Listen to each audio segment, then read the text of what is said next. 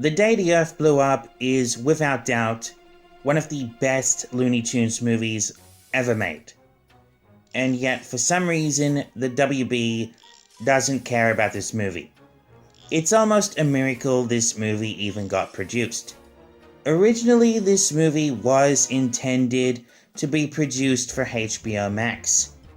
But thanks to David Zaslav, the movie could have been cancelled altogether.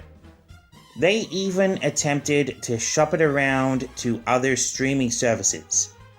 But what I don't understand is why would you want to give away a perfectly good movie to your competition? That's like trying to sabotage your own company. Although, if the film never got cancelled, they probably wouldn't have decided to release the film theatrically. So at least we can thank David Zaslav for that one. The story follows Daffy and Porky, who desperately need money to repair their house.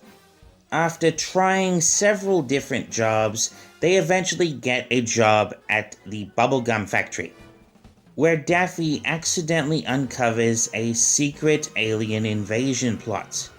It's important to note that there are no other familiar faces in this movie, except for Petunia Pig. And honestly, I don't really care for cameos. Nowadays, big budget movies have nothing better to do than include random cameos and references for no reason. The Mario movie is the perfect example of that. There are cameos littered everywhere. Although, if this movie was originally greenlit as a theatrical film, they probably would have at least included a cameo or two. I guess that's Hollywood for you. Anyway, the animation in this movie looks fantastic. It's way better than the shorts on HBO Max. Although I do think this movie could have looked even better if they were given a bigger budget. The film only had a budget of $15 million. This was meant to be a TV film at first, so that's probably why they were given such a small budget. I feel like if the movie had a budget of at least $40 million, the movie would have looked even better. What I really like about this movie is, for once, they didn't try to reinvent these classic characters. They gave the writers full creative control. This movie really feels the same as watching a classic Looney Tunes cartoon. The only difference is it's a feature film. For decades, the WB have tried to reinvent the Looney Tunes for the current generation, whether it be on TV or in theaters. And every time they fail miserably. They tried to reinvent them with Space Jam, and at the time, I was a big fan of Space Jam as a kid. I really liked it. So at the time, I didn't really care that Space Jam was nothing like the original show. I was just so excited to see Looney Tunes on the big screen. So I didn't really care what the plot was about. I was never a basketball fan, so I didn't really care about Michael Jordan. As long as the Looney Tunes were in the film, I couldn't care less. I think a lot of people at the time were so blindsided, they didn't realize how bad of an idea Space Jam truly was. Looney Tunes Back in Action was a big improvement over Space Jam. Back in Action gets a lot of hate for no reason. I mean, at least the story is about the Looney Tunes. So I think that's a huge improvement over Space Jam. My only complaint about this movie is the way they animated Farmer Jim. I know a lot of you are going to hate me for this in the comments, but I really don't like the way they make this character move. It just looks really off-putting the way this character is animated in some sequences. At first, I was a little skeptical on making him hand-painted, but Farmer Jim is only in the first 5 minutes of the film, so it really doesn't matter. I almost didn't like the idea of Daffy and Porky being raised by a farmer, but at least they threw in a lot of good sequences with Daffy and Porky growing up as kids, so I think it was totally worth it. If it weren't for Ketchup Entertainment, this movie would have never seen the light of day. And the same company also bought the rights for Coyote vs. Acme for $50 million.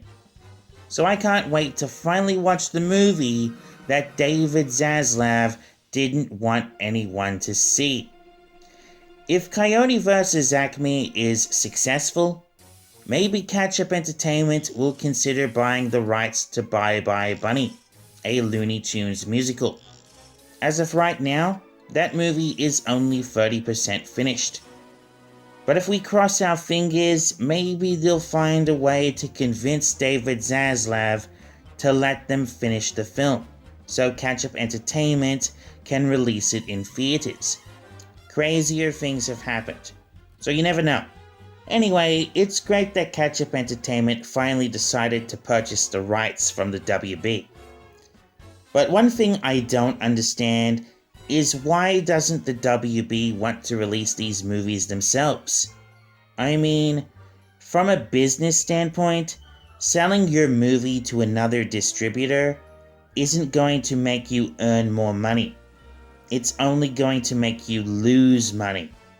If the WB decided to release these movies themselves under their own distribution label, they would be making 100% of the profit. But since they sold it to Ketchup Entertainment, they're not making as much money. The profits would be split between both companies, and if David Zaslav was smart, he would have just released these movies himself. But for some reason, he's not smart enough to realize that. A lot of people keep complaining that they're not doing enough to publicize this movie. But honestly, I don't think that would make much of a difference. If you're a big Looney Tunes fan like myself, then you're probably already aware of this movie. They could have put commercial ads for this movie around the clock on every major TV network, and I don't think that would make much of a difference. People don't watch TV that frequently these days. They're watching YouTube instead. And there are already thousands of videos of people urging everyone to see this movie, and that hasn't really made much of a difference. A lot of people are willing to support 2D on the big screen. But I think what people are really craving is a movie that's not based on anything they've ever seen before. If they just decided to take a chance on a 2D animated film with original characters, I bet people might actually go and see it. The reason people aren't interested in seeing this movie in theaters is because these are characters we've already seen 1,000 times. I think people are just waiting for this movie to come out on TV. And that's why this movie isn't doing that well. People just aren't that desperate to see it on the big screen. Anyway, I'm giving this movie a 10 out of 10. If you haven't seen The Day the Earth Blew Up yet, please consider supporting the film. Our voices need to be heard. 2D animation is not dead, and we need to convince the studios that there's money to be made if you just give the people what they want for a change. Well, that's it for this video. Be sure to like and subscribe, and I'll see you next time.